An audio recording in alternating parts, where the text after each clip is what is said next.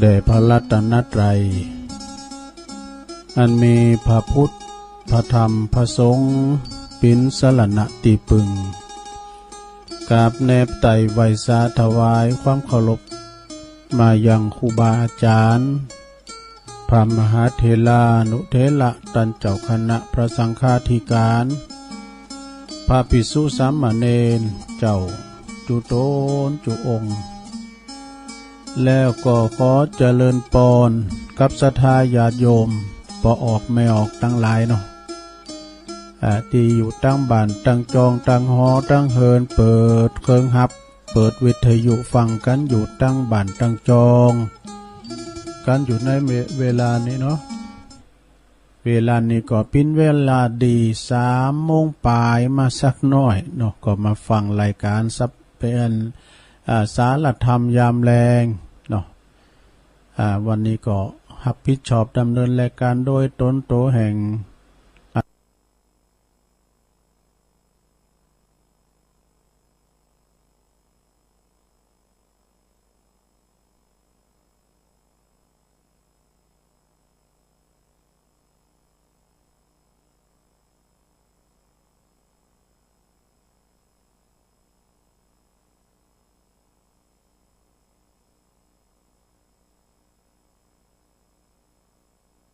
ดีเนาะตื่นสันจะกว่าจะได้เข้ารายการก็มีอุปสรรคนิดหน่อยนะกลมหลายมันเก่าโต๊ะเก่าลืมเปิดสวิกใหม่กับหมูได้จนเมือนเด้เสียงเยี่ยมดังออกนะสงสัยระดับเป็นไตตั้งคอนโทรลดีเจเปิ้นบอกว่าตู้ลุงเปิดไม้นี่ ไม้มันก็จะเหมือนกันเนาะสระซัมพองกับเป็นสวิกอยู่ขึ้นอยู่ลุงเชื่อมพองก็กดจุ่มเนี่ยกันตัวเล็กมันขึ้นก็แปลว่ามันออกเลยกะอันนั้นแต่ลักษณะแบบนั้นนะกดจุ่มเนี่ยก็ได้เป็นว่าอันเอากดจุ่มสักกำแล้วก็เลยเริ่มดังเข้าเคืองแล้วอยู่ที่หันมันจะมีมอนิเตอร์มันจะได้ฟังเนี่ยการเขาอยู่ตีนี่ในการมันได้ยินเขาก็การได้ยินอบนอกกันดังยงเปิดวิทยุที่นอกกันได้เคืองหนึ่งสถาปล่อยมันดังเนี่ยก็มันดักเดี๋ยวมันดึงบนโทรมาโลวิทยุตัวนอกแต่ไปเปิดดังให้หน่อยเดี๋ยวมันเสียงแต่ซ่อนนะก็วันนี้มาพบมาปะกันศรัทธาญาติโยมทั้งหลายเอาก็ตุลุงก็น้อมนำเอาพระธรรมเทศนาแบบมรดกธรรมปืนเมืองเด้อปืนเมืองเนื้อมาเทศนาเราสู่จู้กันฟังก็อันเป็นธรรมบักเก่าปืนบานลั่นนาเฮาแตะๆเนาะธรรมของตุอุ้ยก็จะได้เทศนาให้ศรัทธาได้ฟังกันแล้วก็แพมวันพุกเจ้านี่ก็จะเสาะธรรมเนาะเอาธรรมบรรยายพองณบัดนี้นะธรรมสำนวนโวหารเนาะแล้วก็ทำสาธโวทำสาธโวก็มรดกธรรมติตุรุงจะเตดปนี่นะก็เป็นธรรมคำสอนนั่นน่ะศรัทธาญาติโยมทั้งหลายคุณแต่งแต้มนี่มันจะธรรมดาเนี่ยประโยค7ประโยค8เก่าจังปุ่นเปิ้นหูนำธรรมคำสอนอย่างที่เปิ้นนั้นแปลงหนังสือสวดมนต์กันเนี่ยทวีเขื่อนแก้วเขาเนี่ยเปิ้นปิ้นน้อยปิ้นนานปิ้นประโยคเก่าทั้งมนต์เนาะกับเปิ้นทำหนังสือสวดมนต์แล้วก็มีอธิบายด้วยอันนั้นก็นักปราชญ์บัณฑิตเฮาเนอศรัทธาญาติโยมทั้งหลายบางพองก็โหมไปทำเปิ้นเทศมรดกธรรมปืนบานลั่นหน้าปืนเมืองเนอแต่บางพองก็สอบอันตั้งบรรยายมันก็อย่างเดียวกันศรัทธาญาติโยมเนาะเอาฟังไปบรรยายนี่ก็จะแน่ชัดกำนักก็เทศเมืองแล้วก็บรรยายแฮมกัมไอ้เนาะเอาละนะศรัทธาญาติโยมอุ่นหนักไปหลายนะก็จะได้แสดงธรรมเทศนำเทศธรรมเปิดไฟกันเนอะลืมเปิดไฟแจ้งลึงเฮ้ยเจ้าลืมเปิดไฟดูเทศนำเทศธรรมมรดกธรรมปืนเมืองกันธรรมนี่ก็มันเป็นคำสั่งคำสอนนะของพ่อของแม่ของปู่ย่าตายายสอนลูกสอนหลานเป็นคำบักเก่าเด้อเนาะภาษิตคำสอนเป็นคำบักเก่าที่เปิ้นลิขิตขีดเขียนไว้เนาะนักปราชญ์บัณฑิตเปิ้ ปิ้นก็ลิขิตแต่งแต่มาก็เป็นน้ำธรรมคำสอนมันจะแต่งกันแล้วนั้นเป็นธรรมพระเจ้าก้อนใกล้ออกมาเป็นอัฏฐบาลีแล้วเพิ่นก็จะแปลไปตามนั้นเนาะเป็นติเตือนอกเตือนใจเนอะศรัทธาแต่ว่าอย่างว่านะเพิ่นประชุมว่าเนี่ยมันเสถาอย่างเดียวน่ะละอ่อนหนุ่มเพิ่นได้ฮู้ได้ยิน มันก็วัยกลางคนวัยชรานะผู้สูงวัยเนาะสวซ้ำเตอมันก็ละอ่อนมันได้ฟังเดี๋ยวนี้ขึ้นไปทำแบบเพิ่นมีกล่องซุ่มได้บ่เฮ้ย เขาทานเนี่ยฟังประชุมขึ้นแล้วนะเพิ่นมีกล่องซุ่มเลยละอ่อนนำหมดน่ะเท่ากับเข้าใจเนาะมันของมันมาใหม่แต่เอาเขาในคุณเฒ่าจะต้วยมันเต้นเนี่ยลงเด้อเปิ้นซุ่มก็ได้นะเฮาว่าบ่อีกก็บ่ดีแล้วเนาะแม่ลงเขาได้ฟังแบบวิทยุก็ได้แล้วโธ่เปิ้นอู่หยังเปิ้นเทศหยังก็ได้ยินหมดนี่นะการเป็นซุ่มกำอย่างนั้นเนี่ยเปิ้นเข้าตั้งวัยรุ่นตั้งละอ่อนพุ่นเนาะฟังธรรมกันเด้อลงเด้อ นะโมตัสสะภะคะวะโตอะระหะโตสัมมาสัมพุทธัสสะอินทะโลเกมนุสสาอุปานังสุสุสังลัมภเตปัญญันติสาทโวดุลาสะปุริสะทั้งหลายตั้งยิ่งใจน้อยใหญ่ผู้มักไฟเจยบันจึงหือตานบ่ขาดบ่ประมาทเสียสินใจอาจินคืดลอดบ่อนลาดอดภาวนาปาการมามวลหมู่พร้อมนาอยู่ฟังธรรมจงดาจำฟังที่เอาเป็นที่สอนใจเราจะไขบอกเราต่างถึงกรรมบาเก่าเดิมอ่อนอันละเป็นคำสอนแต่ไทยกันว่าภัยนำไปใจกับตนก็จะเป็นมงคลเลิศแล้วปากากาศแก้วภัยมารได้สุขเจยบานบ่ขาดตั้งแต่ชาติปัจจุบันกันระดับขันมวยมากจากโลกกว้างเมืองคนย่อมเอาตนไปเกิดที่ผาเสด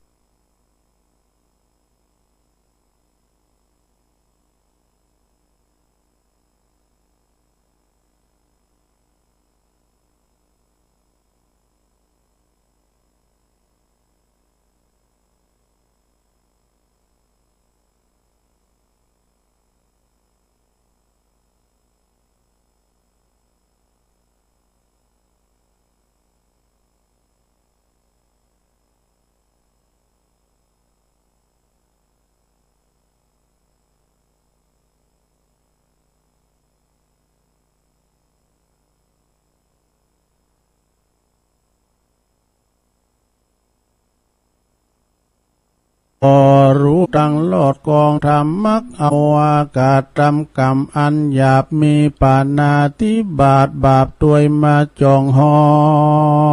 ยได้ตกต่ำก้อยอาเวจีสะเวยตุขีลายแลบ่เว้นแวคืนวันพ้องก็มีพยาตันองอาจรู้จัลลัดกองดีรู้มานีรู้เว้นนีตั้งถอยมักไฟห้อยตั้งบุญหือสินหนุนบ่ขาดบ่ประมาทลาสาจึงงานใดที่ขาดเที่ยงเต้าดาบ่สุขเศร้าการใดสุขใจชื่นจอยดังไฟห้อยผาฐานาและนาติสัพพลัมโมคาอาจารย์ในโบราณกล่าวไว้ถึงลักษณะแห่งคนโลกไตดูแควนผายบ่แห่นละขอดคือคนที่มาใบบอดปาลาอันมักจะ มักไข่จากกำเล่นนะเฮอคนเขาได้ตกจะได้ตื่นเต้นตกใจมักจะไข่กากำอย่าเป็นบ่อกำบ่อสุภาพนาไข่กำมุสาปินปอกกำศอกกอกจะใจเฮอคนเขาเดือดไม่เครื่องขี้กำบ่อดีแป้งใส่กำบ่อใหญ่แป้งหาแถมปาการนึ่งนั้นนามักงาหยาบจ้าจ้างงาหุมด่างงนงานมักงากินอาหารบูดเน่ามักนุ่งผ้าเก่าอันเหม็นสาบกิริยาบ่สุภาพตามดีสิบประสาทมิบ่มีกับตนมักเป็นคนขี้ข้านมักพันยาละบ่เอากลัวการเป็นคนอินยานเป็นคนเอ็นยันนาเตยจาคนดังนี้นาเจ้าโลกลาดูถูกดูแควนมีใจแกนมีใจกายแกนแหนงนายแถมปากการนึ่งนั้นใส่ก็คือว่ามาจากงาเขาว่าจักงาใจปันหลักเวลาว่าเขาจักจุกใจป้านของก็ปล่อยมาจองห้องเก่าจีกรรมเป็นอย่างนี้อย่างอันอยู่จะใจรีบมาเรือมาเก็บเอาไว้ไตเป็นของถือตัวเอากรรมมาเหนือไปเก่าปกปั่นเข้าไปมาจัง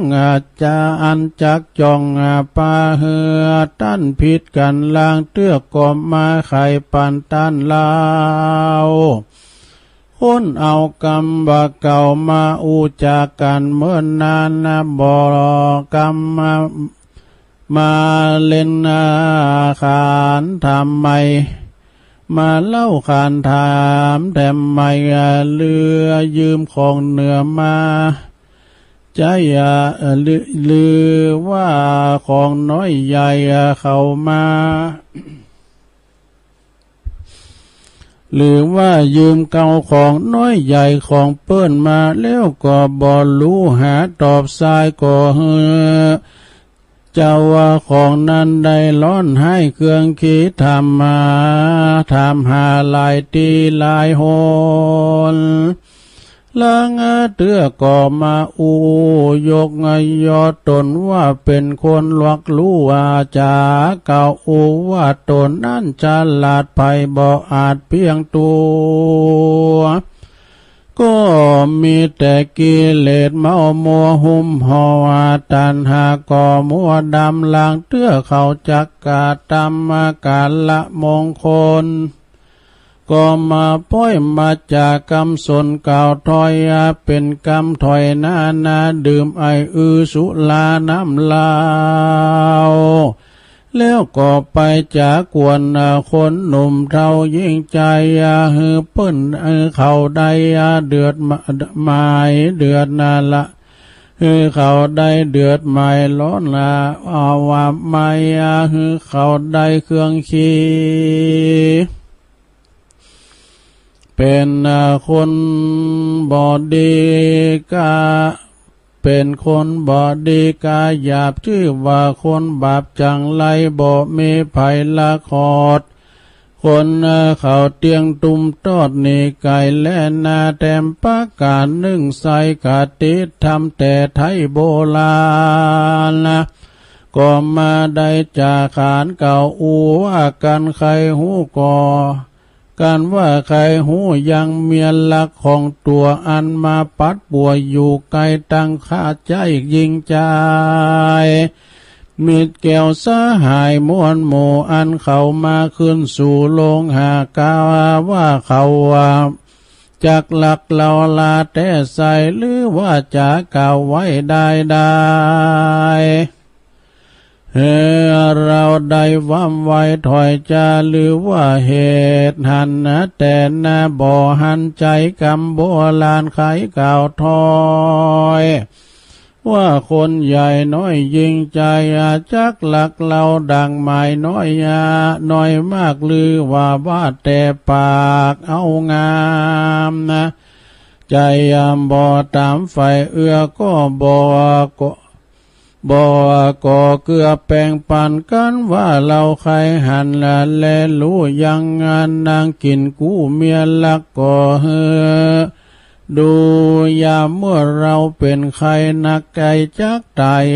จักดูสหายลายแลก่อเฮอดูยามเราตุกนักแก่เครื่องขี่จักดูยังตาสาตาสีขาใจก็จักดูบ่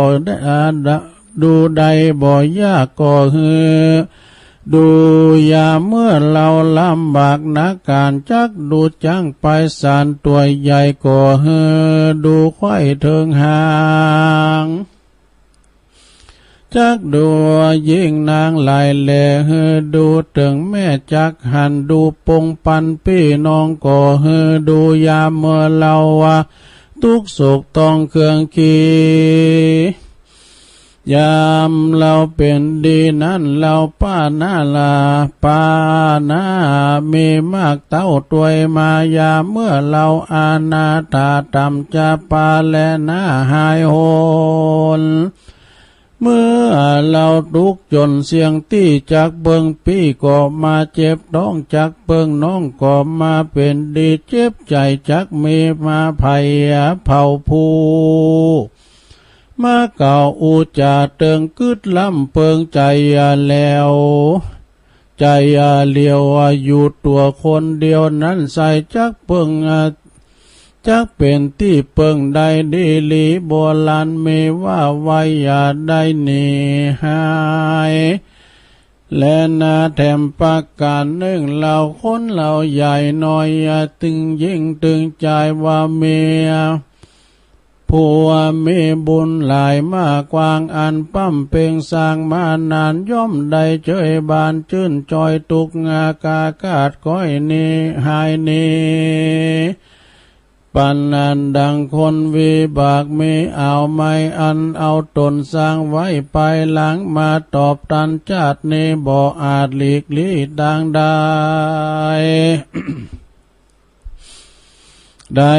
ทุกข์ใจไม่เดือดเกลือทุกยามเมื่อเกิดหัวตีก็มาเป็นทุกข์ขี้ลายแลทุกข์เมื่อยามเท่าแก่จาลาทุกเวทนาแต่ใส่คือทุกยามเมื่อไก่จักตายคนเยียงจ่ายลังพ่องรู้แจ้งจ่องตั้งดีก็มารู้เว้นหนีตั้งบาปอันกาหยาบทาลนสังกุศลบ่ขาดบ่ประมาทลาสายามจักหมอลานากลาบ้าก็บ่ลำบากเครื่องขีสติมีตังมันบ่ไหววันเววาย้อนบุญมาช่วยกำหือใดลวงล้ำตังผ่านแถมประการหนึ่งเราคนหนุ่มเทายิ่งใจจุงจำหมายอย่าขาดยามเมื่อมีพยาธิกับตัวอย่าเมามัวละไวอย่าจักป่าเหือใดเป็นลายควรรีบควรไขว่อย่าจะรีบไปรักษากว่าเลวปานนะบ่เหือมันล้ำล้นอันจักเป็นอันจักเป็นตน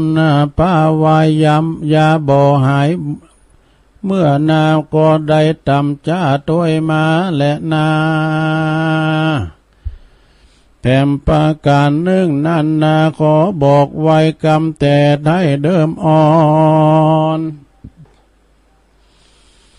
ได้อาจจะสอนบอกกล่าวให้รู้ข่าวตามมีถึงกองดีถึงกองอันบ่ดีถอยไล่จุงก้นไก่แกะเอาใส่ในใจอันนั้นได้บ่ถูกกวนจักผูกกวนบอกกวนจักผูกแปลงปันกวนจักปากันละขว้างไว้ที่ขวงกว้างใหญ่กลางพาม กองอันใดดีงามควรใจควรจะเก็บใส่ไว้ในใจเอาเตือนใจคติตนไปตึงวันค่ำเจ้าเพื่อใดเว้นจากตั้งบาปเศร้าจุปาการก่อจักได้เจยบานชื่นจอยสมดังไฟห้อยผาธนาเกิดเป็นมนุษย์สาลุ่มฟ้าก็อย่าได้กาตำตนเป็นดังม้าสองหัวงัวเป็น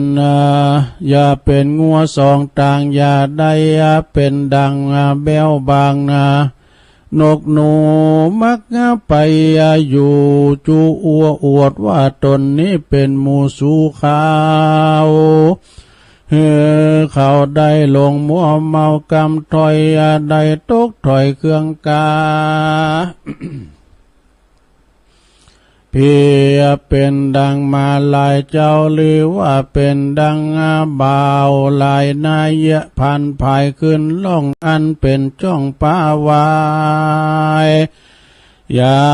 ทมน้ำไหลขึ้นฟ้าอย่าได้ขี่ม้าแข่งตะวันอย่าได้สอนปันนักปราชญ์อย่าผู้ฉลาดเมติกรรมโบราณมีแต่ทา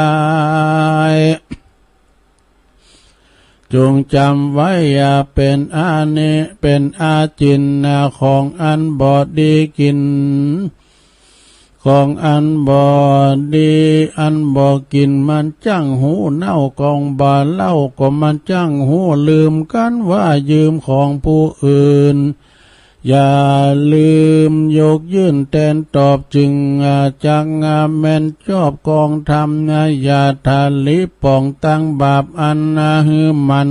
หาบตั้งบุญคุณ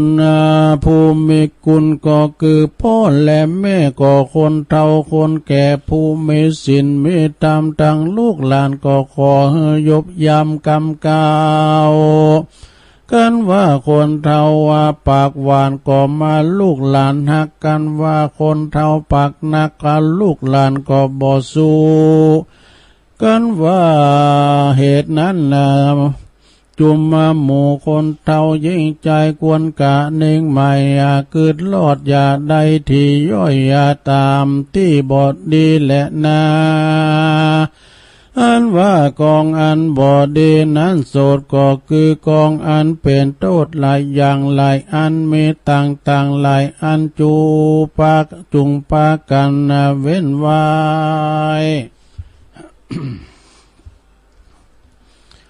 อย่าเอามาใจกับตัวหือปามัวกวนและผ่านยานละกึดสาตันนี่ไกมักเป็นจังไหลบังเกิดได้ไม่เดือดเครื่องขีโบราณมีกล่าวจี้คือบอดีโลภตีและคันบอดีโลภยังตาจังบอดีไปนั่งกาคันใดบอดีจะไข่กำหยาบบอดีสอหาบาปใส่ตัวบอดีเอาผ้าต้อยหรือว่าผ้าหัวปกยังหัวและเจ็ดนาบอดีไปกายาปิดยำของพิษสินพิษธรรมน้อยใหญ่บอดีไล่บอดีไล่และด่าคนเฒ่าบอดีลงเจ้าขึ้นเฮือนบอดีเตือนคนบายบอดีงัดไม้หาจะเข็บบอดีตัดเล็บยามเมื่อค่ำบอดีห้ามหาพีบอดีด่าเจียงจีและหมู่พรามบอกันว่าเปิ้นจักหามก็อย่าไปสอดกันว่าเปิ้นจักถอดก็อย่าไปบานกันว่าเปิ้นใครหันก็อย่าไปบังกันว่าเปิ้นบ่ฟังก็อย่าไปอูกันว่าบ่รู้ก็ขอเฮือถามกันว่าบ่งามก็เฮือยองถูกต้องตามสมัยกันว่าอยู่ดงไผ่ปงป่าก็อย่าได้ตายังเสือ กันว่าอยู่ยังแปรยังเหือก่ออย่าตาเงือกันเขากันต่ำเขาเปลือกจังได้สารกำโบราณเก่าจีกันว่าจักงาทีก่อหือทีเต้าตาจางกันว่าจักห่างก่อหือห่างเต้าตาแลนอย่าไปดูแควนคนตุกไล่โบราณแต่ไทยใครจะว่าไฟเมนายนาอย่านำออกไฟเมนอกอย่านำมาอันจักป่าหือได้ ตุกอ่าวไม่เครื่องขีบ่เป็นดีหลายหลากใดตุกยากเครื่องกาอย่านินตาพ่อแม่ตั้งเท่าแก่เอาลุงกันว่านอนสูงก่อเฮือนอนความกันว่านอนต่ำก่อเฮือนอนหงายใครฮือกินลายใครกินลายฮือกินเต้านิ้วก้อยกันว่าใครกินน้อยก่อฮือกินเต้าหัวแม่มือกำมาเปิ้นลือก็อย่าไปฟังเจือกเฮือไฟเอื้อพิจารณาบอดีใครจากเก่าถอยกำนาถอยเฮือเก่าถอยแต่กำม่วนบอดีปากห้วนใจแข็งกันว่าปากจ่าแรงสัวกานาลูกยังเป็นกำผ้าเครื่องขี่หันเปิ้นมียาใดใครใดกันว่าหันเปิ้นยากไล่ก่อยาใดดูแควนบ่มีเงินแสนอย่าได้อวดได้อ้างได้ขี่จ้างแล้วก็อย่าลืมดินแม่นเตียวตีนก็อย่าได้ประมาทมันจ้างปันหลาดตกขุมหันคนสุมก็อย่าไปพอรู้ว่าเป็นต่อก็อย่าไปกายมีงัวควายก็อย่าทำคามีจ้างม้าก็อย่าทำฟันผัวเมียกันฮืออูถูกกันมวนอย่าเก่าหวนจะหานาอย่าดาลูกหลานคำคันเขาว่ากำบอกเก่าสอนปานว่าสวรรค์ก็อยู่ในอกมอนนาหกก็อยู่ในใจทานไฟแดงอยู่ที่ปากกองตุกยากอยู่ที่ตีนมือจุงถือตีไว้มันจำที่สั้นไว้ในใจกันเที่ยวต่างไก่หิวห่อที่ม่วนก็อย่าได้จอดเศร้านอนกำโบราณสอนแต่ไทยจงจำไว้นิ่งอากาศนิ่งไม้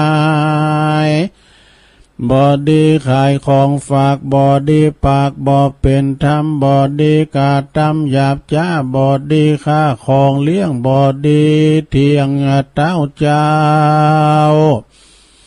บอดีกินข้าวซากผีบอดีพิษเจียงจีแลนักบวชบอดีใส่โทษผู้มีกุลบอดีกาตำบุญเอานาบอดีเป็นคนโลกลาสงสารอันหนึ่งเป็นคนโลกลาสงสารเปิงกาเปิงกวนกาตามการตานบ่ขาดมีศีลสะอาดรักษาศีลจักปาพ้นจากต่างทุกยากอยู่ปาการได้สุขใจบานชื่นจอยดังไฟห้อยผาฐานาและนาจุมศรัทธาต่างหลายม้วนหมู่อันพร่ำรู้อยู่ยังใหญ่อันมีใจจมชื่นยกมือยื่นฟังธรรมใดดาจำนาแต่เก้าตันหลับต่อเต้าเทิงปลายเป็นภาษิตหมายแต่ก่อนเจนปูมอนสอนปานบนได้หันกวนใจจงจำไว้ใส่ใจแล้วก่อนนำไปบอกกล่าวบอกเล่าเฮือลูกหลานตันเต้าเล่นลานสาลำวงวันพี่น้องตังเปื่อนป้องสาหายคำเพื่อฮือเขาได้เว้นจากตั้งดำเอาไม่ได้เตียวไตตั้งดี ได้สุขีข้ามเจ้าบ่อโศกเศร้าเครื่องกาขอศรัทธาใหญ่น้อยจงชื่นจ้อยเจยบานขอภัยมารอุบาทอย่าได้มาปาดในดนสัพพะกังวลอย่ามาไกลเจ็บป่วยเมื่อยใครก็อย่ามาปาละสุข3 ล้านเตียงเต้าอายุ100 ขวบเขาว่าสาแม่นจักงาก็อย่าได้อากาก้อยจูใหญ่น้อยยิงใจยิงแดดเตอในที่ต่างขียาสังวานาวิเศษจาห้องเหตุธรรมสุภาษิตคำสอนก็บังกรมสมเลสเด็จแล้วเท่านี้ก่อนแลสาธุสาธุสาธุเตียยาเหมือนกันเนอะหลวงเนอะตัวหนังสือมันหน่อยไปหน่อยเพราะมันเป็นถ้ำเก่าเนาะแล้วก็กับประกอบกับสายตาตุลุงกลมพกให้ดีเนาะใส่เว้นก็แล้วก็อ่านหนังสือจ้าให้ด้วยกันกุมาไปหน่อยได้สุมาเดมรานึทำสุภาษิตคำสอนเนี่ยเพิ่นสอนซะได้ญาโยมทั้งหลายนะก็เลยเอามาเตียนหลายเตอเอาเตียนได้ก็ฟังเพิ่นสอนจะไปสอนลูกสอนเต่าคำโก้เข่าก็ไปสอนลูกสอนหลานนี่คำโก้เข่ามาดึงเดียวก็ไปแล้วแต้นอิ่มสก้ามาลงเนาะป้าก็ไปละกำโบราณเพิ่นเรียกว่าไฟในอย่าน้ำออกไฟนอกอย่าน้ำมาเพิ่นพิษกันบ่ไหนปอปู่นั้นว่าไอ้ปอมันตาวัตีกันไว้มันว่าไอ้ปออันนี้ก็เด็กก็โคตรเกลียดกันก็แต่นี้นัดกันอันนี้ไฟนอกอย่าน้ำเข่าอันนั้นแหละเพิ่นสอนหลายอย่างเนอะเพราะว่าเป็นคำสอนนะใครกินหลายกินเต่านิ้วก่อยใครกินหน่อยกินเต่าหัวแม่มือมันกลับกันเนาะอย่างเป็นว่าใครโวยหือการเนี่ยใครน่านหือแลนเนี่ยมันหมายความว่าจะได้แต่กรรมว่าเก่าได้นะใครโวยในหือการไว้วะแล้วก็ใครจ้าในหือแลนนี่คือ6ใครโวยหือการใครน่านหือแลนนี่นะกรรมว่าเก่ากันว่าไว้ก็เป็นกรรมเก่าเนื้ออันนี้นะทำเลยนะแล้วเพิ่งบอกว่ากรรมเปิ้นบ่ฟังก็จะไปอู่เนี่ยเปิ้นจุงพิจารณานะการเปิ้นจะหามก็จะไปสอดการเปิ้นจะพอก็จะไม่บังไอ้นะมันเป็นคำสอนเท่านั้นนะตัวลุงก็ติ๊กไว้นะเจ้านะโอ้อันนี้เป็นมรดกทางพื้นเมืองเตธรรมมันไข่เสียงสูงไปหน่อยซะนะเนาะเพราะว่าวันนี้อากาศมันร้อนหน่อยตัวลุงก็เปิดแอร์ตัวแล้วก็เปิดพัดลมตัวมันแตงเข้าตาเฮ้ยแต่ปิดแอร์ก่อนเนาะปิดตั้งแอร์ก่อนโอ้มันก่อนดังแค่นี้อันแอร์นี่ก็โทษมันแต่เก่าแก่นะเคจ้ะฮะถ้าเมื่อเป็นตั้งสถานีใหม่อย่างนี้เนี่ยแล้วก็ดังกันแล้วปิดแอร์นี่ดักพระเจ้าหนักเหรอศรัทธาญาติโยมทั้งหลายวันนี้ก็ถือว่าเป็นวันที่อากาศร้อนแถมวันหนึ่งเด้อวันนั้นตุลุงเขาไปว่าเนี่ยเนาะตุลุงเขาไปตกก่อนประมดกะไปปุณณะไปอุทยานแห่งชาติดอยอินทนนท์นะปิ้นว่าเขาไปถึงปุณนี่ตกก่อนประมดว่าไปเจ้าเอาเนียนหลักไปตัวเจไปตัวรถปินนานเป็นมาหับก็คือรถปากตั้งเจริญมาไถ่ของกันเนี่ยกันเพิ่นว่ารถตู่นี่มันอาจจะว่าถึงนะตุลุงเนี่ยก็เลยเพิ่นเอารถวัดปากตั้งเจริญมาไปปุ่นยินเนอะสถานเนาะปินติกัดตียินได้แต่เอาว่าน้ำในตกตุปีหนุ่มเนี่ยน้ำไหลหองย่ะมันยินย่ะเอาอันเนี้ยก็อันM100ไปแจกันเดียวยินเลยโอ้น้ำมันกัดมันยินได้สถานเลยตุลุงลืมไปอย่างนึงลืมจือตังสถานีเนาะเตะทำไปกึดใจได้คนเถ่าได้สัญญาไม่แน่นอนกึดใจได้สะดุ้งยุกเนาะพระยาโต้งยะเนาะน้องเบลจะโต้งยะอัน ตัวลุงถ้าจะลืมจือสถานีเปิ้นก้าอีนะเนาะเดี๋ยวนี้จะให้กำกันเด้อจะขอบคุณทางสถานีวิทยุในเครือข่ายที่รับสัญญาณรายการธรรมะชงตั้งแต่เวลาเดียวนี่นะคือเวลาบ่าย3 โมงเนาะถ้าว่าตี 3นี่มีอยู่เก่าสถานีนะนะแต่ว่าชง3 โมงถึง5 โมงนี่ก็จะมีอยู่6 สถานีด้วยกันเนอะก็มีสถานีที่เปิ้นรับชงตั้งแต่บ่าย3 โมงถึง5 โมงนี่ก็สถานีวิทยุคลื่นธรรมะของชุมชนวัดห้วยตองซักเนอะ98.75 เมกะเฮิรตซ์อำเภอจอมทองจังหวัดเชียงใหม่โดยเมตตาบารมีธรรมอาจารย์ท่านพระครูวาปีวรมนิตนะท่านเจ้าอาวาสวัดห้วยตองซักสถานีที่2ก็สถานีวิทยุคณะสงฆ์อำเภอฝางจังหวัดเชียงใหม่ FM 100.25 เมกะเฮิรตซ์อยู่ที่วัดพระบาทอุดมนำบ่อสวาสำนักวิปัสสนาเนอะแต่ว่าก็ป้าปินันพรมนี่เปิ้นปินปอจานสันไส้คองหน่อยปินจาน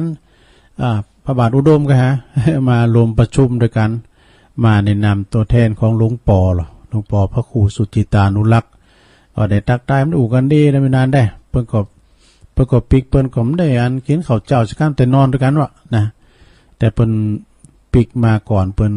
เพราะว่าบ้านเปิ้นไกลสถานีวิทยุนะคลื่นพระพุทธศาสนาและวัฒนธรรม FM 104.50 เมกะเฮิรตซ์วัดฝายหินตำบลสุเตปอำเภอเมืองจังหวัดเชียงใหม่โดยเมตตาบารมีธรรมอาจารย์ท่านพระครูสมุวิสุวัตวรกิจโจวานี่เปิ้นก็ได้น้อมนำเอาด้วยตั้งทีมงานเนาะทีมงานของปีนานนำทีมมาไปถ่ายทอดสดแล้วให้หลายงานอยู่เนอะจะได้ถ่ายทอดถึงสถาได้ฟังกันเนาะวันคือแล้วนี่ก็ไปประชุมกันได้หลายการหลายงานเนาะสถานีวิทยุมนต์เสียงธรรมจากแม่แจ่มเนอะตั้งอยู่ที่วัดบุพารามตำบลช่างเครื่องอำเภอแม่แจ่มโดยเมตตาบารมีธรรมหลวงพ่อพระครูมงคลวิสิทธิ์หลวงพ่อใหญ่เฮาเจ้าคณะอำเภอแม่แจ่มเจ้าอาวาสวัดบุพารามเนอะ FM 106.25 เมกะเฮิรตซ์นะคือแล้วนี่หลวงพ่อประกอบไปเป็นประธานในการประชุมด้วยเนาะสถานีที่5สถานีวิทยุชุมชนคนนาน้อยจังหวัดนานบุญด้วย FM 101.50 เมกะเฮิรตซ์เนาะโดยเมตตาบารมีธรรมอาจารย์ท่านพระครูสุจินนนทธรรมด็อกเตอร์เปิ้นก็ได้รับสัญญาณไปนะลิงสัญญาณไปแล้วก็สถานีสุดท้ายที่6ก็คือบ้านทุ่งเรดิโอบ้านทุ่งเรดิโอนี้ก็ตั้งอยู่ปุ้นที่บ้านป่าซักตำบลบ้านกลางอำเภอสันป่าตองเนาะ89.50 เมกะเฮิรตซ์นะของปดมลุงดมนะบ้านทุ่งเรดิโอเนาะ6 สถานีด้วยกันเด้อสถาญาโยมทั้งหลายที่ได้มามาจากันในวันนี้เนาะเปิ้นกันเรื่องสถานีวิทยุก็ปีนั้นว่าโมนกันแต้วเนาะปีหู2น้องหู1แต่กะบ่ว่าจะเป็นครูบาอาจารย์ที่เปิ้นชำนาญในการเผยแผ่ธรรมตามคืนตัวลุงก็ไปฟังปินแต่ปินวาเพราะว่าเดี๋ยวนี้เปิ้นก็ให้ความสนใจครูบาอาจารย์ไปเกือบ30 ตุนนำคืนแล้วเนี่ยซะนะแต่ว่าเปิ้นนอนก็มีเปิ้นมีภาระเปิ้นปีกมาก็มีจำนวนหน่อยแต่ว่าตีนอนนี่หนักเนาะซะนะอันนั้นก็ฟังกันไปเนอะนำทำคำสอนของพระสัมมาสัมพุทธเจ้าอย่างปีนี้นี่นะทางรัฐบาลเปิ้นก็ปลดล็อกเนาะเปิ้นก็ขี้คายพอละดูเอาไปปีใหม่นี่นะสงกรานต์เฮาก็จะไปสะเก่าดำโหจะไปลดน้ำดำโหไปสุมากาลวะไปวัดไปวานะใส่บาตรหยาดปกกันนะตานจอตานตุงปีเกิดตุงใส่หมูทุงยังต่างๆเนี่ยได้เนาะปีแล้วนี่มันไข่ได้ตัวนี้ปีนี้เท่าสบายเนอะสถานเนอะแต่เพิ่นก็มีข้อแม่เมื่อนะข้อห้ามเพิ่นก็มีเนอะข้อห้ามยังของ ขอห้ามปีใหม่นี่เหมือนว่าเปิ้นห้ามสาดน้ำนะเพราะวันรถมาได้ห้ามใส่สาดน้ำบังนี่จ้ะเพราะว่าห้ามสาดน้ำแล้วก็2เปิ้นห้ามจัดคอนเสิร์ตว่าดูเปิ้นห้ามจัดคอนเสิร์ตใหญ่ๆนะน้อยๆนี่พิญญากะ3ห้ามจัดปาร์ตี้โฟมนี่มันจะเฮ็ดปาร์ตี้โฟมเนี่ย4ห้ามพระแป้งอันนี้นี่มีเนาะแต่เฮาเปิ้นจะมีกันอันนี้ก็คือข้อกฎห้ามเปิ้นของรัฐบาลนะไปซ่าเข้าจังหันประสูมากาละวะลดน้ำดำโหคุณดับคุณแก่นี่ก็มีอยู่จัดการได้อยู่เนาะแต่ว่าเฮาจะไปต่างจังหวัดก็ได้อ่ะนะก็ดีแล้วปีแล้วเนาะปีแล้วเปิ้นยังได้เฮาได้ไปไหนอ่ะเปิ้นปลดล็อกเพราะนั้นนี่ก็เลยเอามาอูมาจาให้กับศรัทธาบรรดาพ่อแม่พี่น้องเอาเรื่องนั้นมาอู่พองเรื่องนี้มาอู่พองที่ได้ไปนะที่อย่างเขาไปประชุมก่อนไม่ลงเขาก่อนแล้วมันเคยหันเนาะเพราะว่ามันอยู่ขอบเวทีเหมือนกันก็เพิ่นถ่ายทอดเหมือนกับอยู่ขอบเวทีเขาละอันเขาห้องประชุมเหมือนกันเนาะตั้งกล่องของอันวัดไฟหินเนี่ยทางปีนานเขาเอาไปใน4กล่องก็ดูเนาะ4กล่องแล้วเพิ่นพัฒนาไปติ๊กๆเนอะตั้งเคิงส่งก็มันเนี้ยเพิ่นนะเสียทาอย่างเดียวน่ะตุลุงลืมเปิดไม้เจ้านี่เอาไหนก็ได้ยิ้มดังพี่ว่าลืมเปิดไม้ว่ะเลยทำ9 นาทีตุลุงจะเปิดสายเช็คคืนตอนก่อนที่จะจบรายการแล้วขอบคุณคืนของประดมด้วยเนาะบ้านทุ่งเรดิโอเปิ้นถวายเวลามอบไม้ถวายเวลาปินเวลาอยู่1 ชั่วโมงเนาะถึง4 โมงนี่ก็รายการอื่นเปิ้นก็จะเข้ารายการอื่นนี่เปิ้นมีสปอนเซอร์นะสปอนเซอร์ก็คือเปิ้นมีคาถาอย่างเงี้ยแต่เฮานี่มีอย่างสักอย่างมีแต่บุญน่ะเปิ้นถวายเวลาก็ยังพอดีอยู่เนาะซะนะฮัลโหลโอ้ไว้สาขาปดทุวันนี้ขอเอาก่อนเปิ้นให้กำมาไปปิ้นนะเอาก่อนก็ได้กะชัดเจนนะครับผมเป็นกำลังใจแต่ฟังกันได้โทรครับบุญศรียันน่ะโลมันก็มีเวลาโทรหาเล่นนะครับฟังจะได้เป็นกำลังใจนะครับเนอะโอ้ขอบคุณเนอะพระบุญศรียานนะไม่สาขาสาธุวันนี้เปิดมาก่อนพระบุญศรีเจริญพรครับผมหลวงลุงกับไว้สาครับโอ้พระอาจารย์เน้นหลักตะกี้มันดับไปเนอะ98นะ98ดับไปประมาณ20 นาทีโอ้ดับเงินเหมือนกันนะครับดับไปประมาณ20 นาทีแล้วก็เพื่อว่าหลวงลุงออกทำกรรมสถานีก็ทำก็จะจบแล้วครับพี่ยาหลวงลุงครับหลวงลุงแจ้งสถานีแบบเดียวเนี่ยถูกละตะกี้ถ้าแจ้งไปก็ตึมหูเรื่องเพราะว่ามันดับเพราะที่ก็ขอบคุณงานพระอาจารย์เน้นหลักเพราะว่าตุลุงกับโหลูกกันเปิ้นบอกนะเพราะว่ามันเจ้านี่มันปิดแอร์ด้วยตุลุงแล้วก็มันแอร์มันดังนะอย่างว่าปิดแอร์แล้วได้ยินเสียงต้นดอกอบๆละเจ้ามันปิดแอร์มันแอร์ดังขอบคุณเนอะสาธุเจ้านี่ลืมปิดแอร์เลยลืมปิดแอร์มันก็เลยมันดังแอร์มันดังแล้วก็เลยปิดแล้วก็ได้ยินเสียงวิทยุต่างนอกละเอาขอมาแทมเนอร์เร็วเนอสาธุเจริญปอนไอ้สายเจ้าตัวลุงอันนี้แม่แดงแม่พลอยวันพอดีเบอร์นั้นมันไอ้แบตมันหมดเจ้าตัวลุงก็เลยอันว่าฮู้ว่าไข่โถยตอนนั้นก็นับไปเหมือนกันเจ้าสถานีที่ฝางมันก็โทรกันหมดกะเจ้านับไปเหมือนกันก็เลยโทรไปหาท่านพระครูแล้วก็เลยบอกท่านพระครูว่าสถานีมันประดังอีนะแต่ว่าโหมันดังสาเหตุอะไรอย่างเงี้ยค่ะมันจะโพงกันหมดกันแถวมันดังหันก็ตั้งเฮาก็มันดังอันเดียวกันมันอาจจะเจ้าว่าตุลุงกำลังมาแล้วก็อันทำสักย่ำพอถึงนาทีก็ดับเลยเจ้าย่ำเต้นแต่เตี้ยทำเลยกะ ยังเจ้าอ๋อยังจะแจกได้ไปทำแต่เมื่อมันการเจ้าก็เจ้าอันรู้สึกจะเจ้าอาจารย์เน้นรักอันบอกนะเจ้าเวลาเมื่ออย่างอันนะเจ้าเมื่อเหมือนกันทุลุงเอาอันเป็นว่าพวกเจ้าก้อยอันเอาดีๆเนาะพวกเจ้าเอาไหมพวกเจ้าดีสาธุโอ้ตั้งทุลุงตั้งแต่เปิดรายการเลยเจ้าเปิดรายการได้ตักกรรมเกาะสถานีมันดักไปเจ้าสาธุทุลุงก็ดักไปมันจะเกี่ยวมันหลายสาเหตุเนาะสถานเนาะตุลุงกับนางอูอยู่ในบอมกับหู้แล้วก็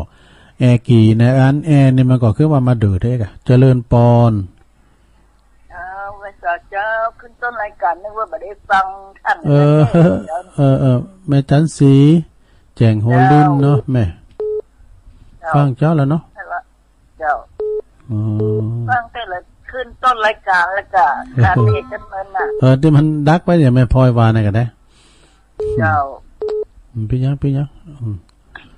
ยมนึกว่าได้ฟังได้ออกรายการอะไรตัวพี่เลื่อนแปลงแล้วกันจะมาจะเน็ตลุดจะได้ใจอ่ะเนาะเจ้าตัวพี่เลื่อนแปลงแล้วรีโมทเข้าไปละขอบคุณแม่เนอร์เจ้าแม่จันสีแจงโหรินฝางนี่สายต่อไปแม่โบพัดเจริญปอนกันว่า030นี่แม่โบพัดได้เงินดอกกุหลาบพันสีมาเตยต่ออันต้นซ่านนะเนื้อก็แม่ฮัลโหลฮะฮัลโหลได้ดอกกุหลาบพันสีมาเตยคอมันจะถึงบุญดอยเตวาดูแม่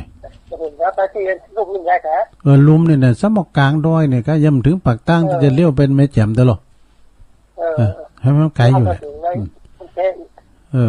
แล้วก็อากาศเป็นหนาวเด้อเป็นโทษเพื่อนตัวลุงเขาอยู่ห่มผ้าอยู่อากาศเย็นจ้ะถ้าเราฮ้อนอย่างเงี้ย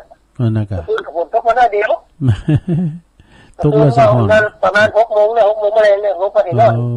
ปีนี้มันเริ่มแล้วดอกจะเริ่มตกกันเนาะขอบคุณแม่บุพพัฒน์เนอร์ต้นซ่านนี่ก็ฟางเนาะปีนันพมนี่อยู่เนี่ยสันไส้ของหน่อยก็พอจานปีนันพมขึ้นแล้วก่อนนอนด้วยกันเจริญปอนโลติดแล้วฮัลโหลอยู่ตั้งใดติดแล้วมาตะการตุลุงตั้งใดจ้าแม่แม่ทองแต่ประแดงฝางเจ้าแม่ทองเจ้าโทรมาได้ก็บ่ติดง่ายๆแต่ประแดงฝางติดแล้วกันเนี่ยติดแล้วจ้าชัดเจนได้ก่อนแม่เจ้าดักไปกรรมเนาะเป็นยังสถานีมันจับกันนี่กะอู้กันถึงอันยาคอมขอแบบสถานีนี้อยู่อมมักบ่ดอกโดยว่าโตจะไม่รู้มันหลายสาเหตุอย่างตรงวาในกันหน้าห้อนเนี่ยมันถ้าหนาวจ้ะมันจะมีปัญหาเนาะถ้าปลาโกนเป็นลมเป็นโกนก็ไม่ได้ฟังอีกแล้วเนาะเอาพักไปอันโดยท่านลมตะคืนกับฟังคนได้ไม่ได้อันอู้กันมากเนาะเพิ่นก็อันนี้ก็เป็นนโยบายด้วยก็มุมมองต่างๆนะปัญหาเผยแผ่ธรรมมีอุปสรรคอย่างพองแยกอะจะเพิ่มเติมจะเสริมต้องได้ยังไหมกันโทษหลากหลายแหละพิธีเป็นเตียนนี่กันเป็นกับประชุมปีในตื่นหนึ่งพี่หนาก็มาป้ากันนะมากอะเนาะขอบคุณแม่ทองเนอวางแผนงานกันเนาะเดี๋ยววางแผนงานกันขยายเครือข่ายปีนี้ปีใหม่มันจะได้ม่วนแล้วนะแม่เนาะปีนี้นี่เปิ้นโทษได้ตั้งกูเข่ากันละแต่หัวเข้าแต่จำหัวเข้าคนแก่แล้วเนาะตันจอตันตุงตันทรายตันยังไงกันทรายปีใหม่ปูนบะโต๊ะกะตุ้งหลงมีฝนเหาหอตอนนี้มีฝ่ามีฝนอันนี้บะโต๊ะเล็กหน่อยเนาะแผ่นดินเนี้ยจุ่มหน่อยได้ไหมพอดีอยู่กันตอนนี้นี่หันเม็ดฝนซะด้วยตั้งแต่ปีใหม่นี่โต๊ะไม้หายใหญ่ๆพอใจนะเนาะเป็นนะว่านี่โต๊ะมันน้อยเดียวอ่ะฝ่ายมันน้อยกว่าที่ดินแห้งแกกเลยอ่ะแต่มกมันจอบมันซ้ำห่อนหรือเก่ากันนะเนาะนะว่ายินดีได้แม่ทองเลยสาธุขอบคุณแม่ทองแม่ทองป่าแดดป่าแดงสันป่าแดงฟังเจริญปอน แม่สม เจ้านมัสการเจ้าแม่จันสมอยู่ไหนแล้วเลยอยู่กาดกะที่คุณหนักแล้วเลย